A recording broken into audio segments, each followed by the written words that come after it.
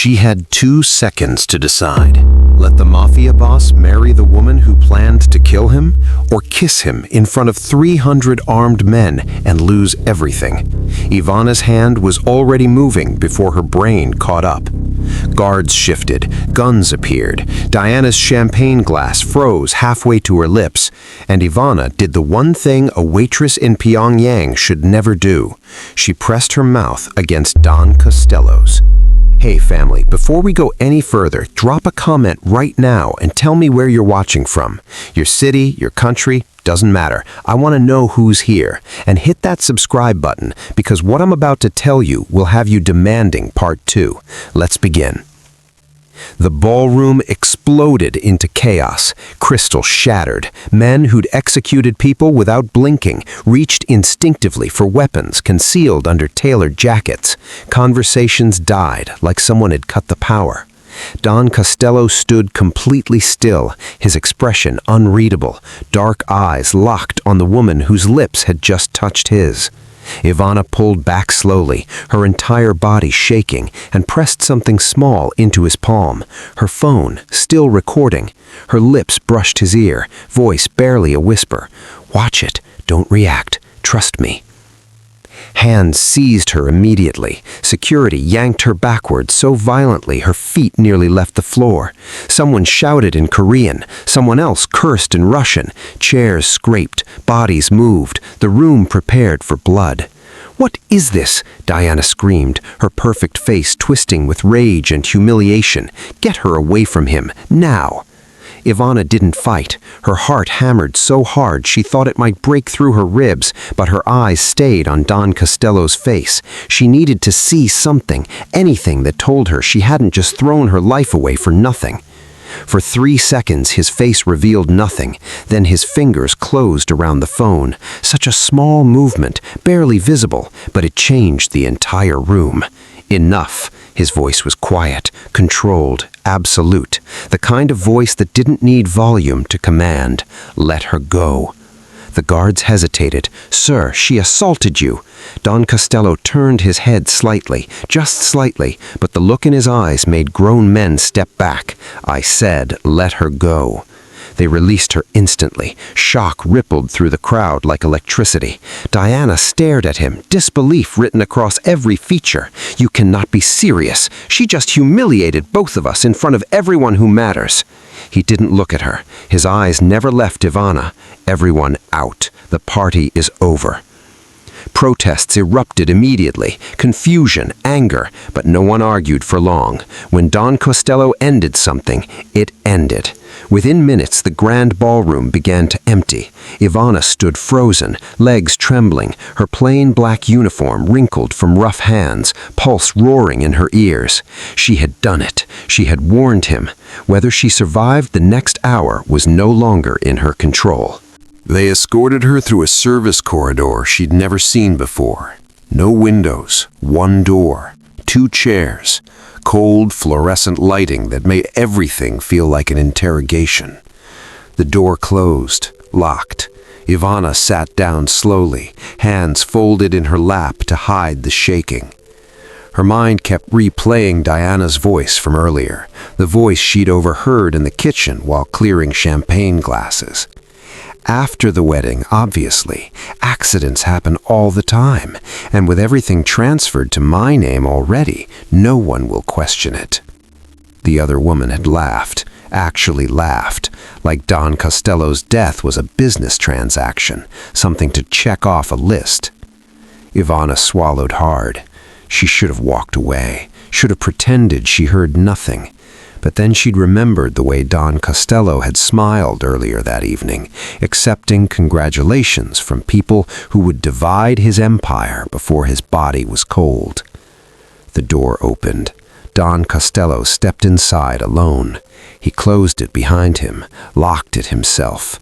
The sound echoed in the small room like a judge's gavel. Ivana stood immediately. "I can explain." "Sit." Something in his voice made her obey without thinking. He didn't sit right away. Instead, he placed her phone carefully on the table between them. "I watched it." Her throat tightened. "All of it?" "Yes." Silence stretched between them, thick and heavy. Then she whispered, "Then you know why I did it." "I know what you heard," he corrected. "What I don't know is why a waitress would risk her life to warn me." "I wasn't doing it for you," she said before she could stop herself.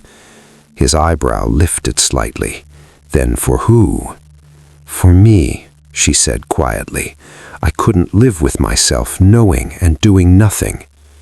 He studied her, not like a criminal studies prey, not like a man studies property, like someone trying to solve a puzzle that didn't fit any pattern he recognized. "You planned this." "No," she said quickly. "I swear I didn't plan the kiss. I panicked. There was no other way to get your attention without her seeing." "And the recording?" "That part I planned, because no one would believe me without proof." A faint smile flickered across his face before disappearing. "You are either very brave or very stupid." She exhaled shakily. "I've been called both." He leaned back slightly, arms crossing. "Who are you running from?" Her chest tightened. "I don't know what you mean." "Your hands were shaking before you touched me," he said calmly. "That wasn't fear of me. You already carry that fear every day." Ivana looked down at the floor.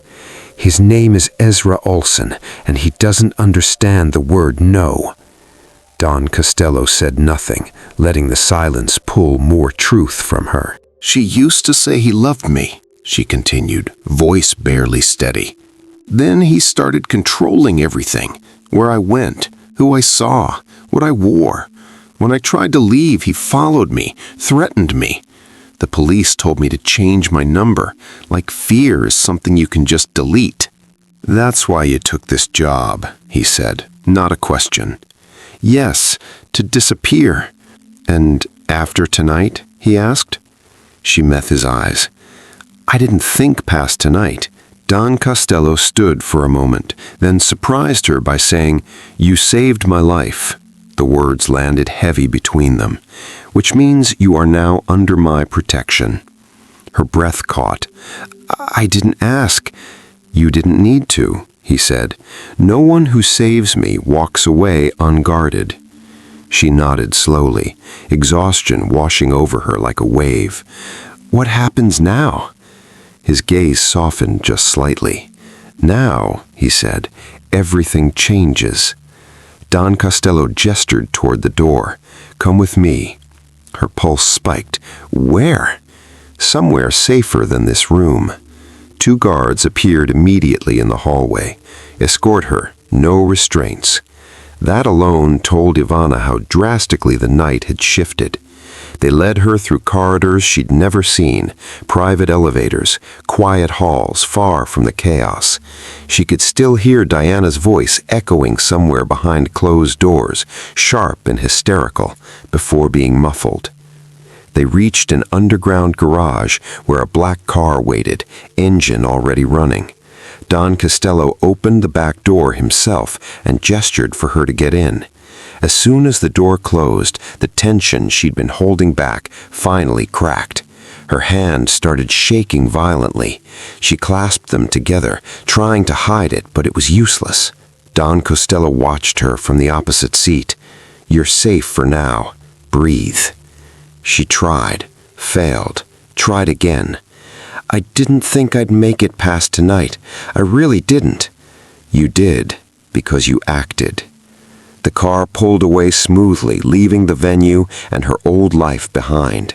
They rode in silence for several minutes, Pyongyang's lights blurring past the windows. Ivana's breathing eventually steadied, though her heart still thudded painfully. "Why didn't you ask more questions?" she finally said. "I already asked the important ones." "And you trust my answers?" "I trust the recording, and I trust my instincts." She glanced at him. "And what are they saying now?" "That you didn't do this for money." The car slowed, turning into a gated property she didn't recognize.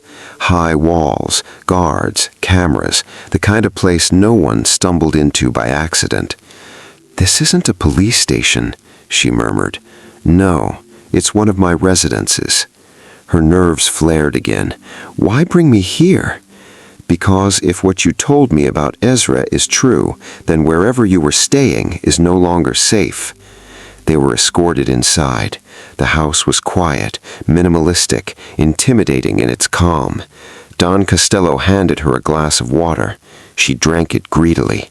"Sit," he said, motioning to a couch. He sat opposite her, leaning forward slightly. "Tell me everything, from the beginning." She told him about Ezra, how charming he'd been at first, how slowly the charm turned into control, how he'd monitored her phone, her friends, her schedule, how the first time he hit her, he'd cried afterward and sworn it would never happen again. "How many times did it happen again?" Don Costello asked quietly. She looked down. "Enough that I stopped counting." She told him how she ran, how Ezra followed, how he showed up outside her jobs, her apartment, how he'd once waited in the dark just to remind her he could. "How did you survive?" Don Costello asked. "I stayed invisible," she said. "I worked places where no one cared enough to ask questions. I moved often. I learned how to disappear in a room." "And tonight?" he asked. She met his eyes. "Tonight, I couldn't disappear anymore." Don Costello exhaled slowly. "That man will not touch you again." She wanted to believe him desperately. But what about Diana? "She's not the kind of woman who lets things go." "No," he agreed. "She's the kind who believes she's smarter than everyone else." Ivana hesitated. "And is she?" He looked at her then, really looked. "She was," he said, "until tonight." Her heart skipped. "You're not angry at me?" "I should be," he replied honestly. "You caused chaos. You humiliated me publicly. You forced my hand." She nodded. "I know." "But," he continued, "you also saved my life." Something unspoken passed between them then. Not romance, not yet. Recognition. "You could have walked away. Most people would have." "But then I'd be just like her," Ivana said, "smiling while someone else dies." Don Costello straightened. That answer seemed to settle something inside him. "I'll have clothes brought for you," he said, standing. "You'll stay here tonight." "And after that?" she asked. He paused at the doorway. "After that," he said, "we decide what you become." The door closed softly behind him. Ivana leaned back against the couch, heart racing. She had walked into that party as nobody. She had walked out under the protection of the most dangerous man in Pyong, and she had no idea what that would cost her. The news spread faster than Ivana expected. By morning, whispers crawled through Don Costello's world. She's staying. She matters. He chose her. Ivana felt it in the way guards looked at her now. Not curious, not dismissive, alert, respectful. Don Costello insisted she move into the main suite. "This isn't about comfort," he told her. "It's about survival." When he finally told her his plan, Ivana's hands went cold. "Marriage," she whispered. "Yes." She laughed once, breathless and disbelieving. "You're serious?" "I don't joke about survival," he said. She shook her head. "I can't marry you." "I'm not asking for love," he said calmly. "I'm offering protection." "That's worse," she said. "You don't marry someone for protection." "In my world," he said, "you do." She paced away from him, heart pounding. Don Costello didn't answer right away. "Because you were brave," he said finally. "Because you told the truth when it could have killed you. And because if I put someone beside me now, it must be someone I know won't sell me out." Her chest tightened. "I don't know you." "I know enough," he said. "You didn't ask for money. You didn't beg. You didn't run." She looked up at him. "If I do this, you don't touch me unless I say so." His answer was immediate. "Agreed." "No ownership, no control." "Agreed." "And when it ends," she said, voice shaking, "you let me go." He nodded once. "On my word." She took a deep breath. "Then we do it," she said. Something dark and protective flashed through his eyes. "Then you're mine to protect," he replied. The first public appearance came days later, a private dinner, high-ranking allies who needed reassurance. Ivana stood beside him, dressed elegantly, heart pounding as eyes assessed her from every angle. Don Costello leaned closer, his voice low. "Breathe, they're watching me, not you." His hand rested lightly at the small of her back, not possessive, anchoring. "It is now," he said. The effect was immediate. The room shifted. People smiled at her, spoke carefully. She realized then what being his wife, even in name, meant: power by proximity. Later that night, Ivana kicked off her heels and sank onto the couch. "I don't know how you do this every day." Don Costello loosened his tie. "You learn not to feel it." She looked at him. "That sounds lonely." Something flickered across his face. "It is." The admission surprised them both. "I didn't expect you to look at me the way you did tonight," she said carefully. "How did I look at you?" "Like you were proud." His gaze held hers. Her heart stuttered. Then his phone rang. The moment shattered. His expression hardened as he listened. He ended the call and turned to her. Ezra made contact. Her blood ran cold. "With you?" "No, with someone who knows you." Her hands clenched. "What does he want?" "Leverage," Don Costello said, "and attention." Ivana's chest tightened. "I can handle him." "No, you don't handle him. I do." The firmness in his voice left no room for argument. The first crack in their arrangement appeared quietly. During another meeting, one of Don Costello's men laughed. "Your new wife," he said casually, eyes sliding over Ivana. "She's unexpected." The word carried weight. Judgment. Ivana felt Don Costello's body shift beside her. "Careful," Don Costello said softly. The room went still.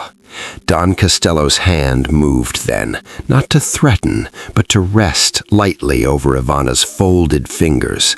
The gesture was small, intimate, possessive. Ivana's breath caught. "She's not unexpected," Don Costello continued. "She's chosen." Back in the car, Ivana finally spoke. "You touched me."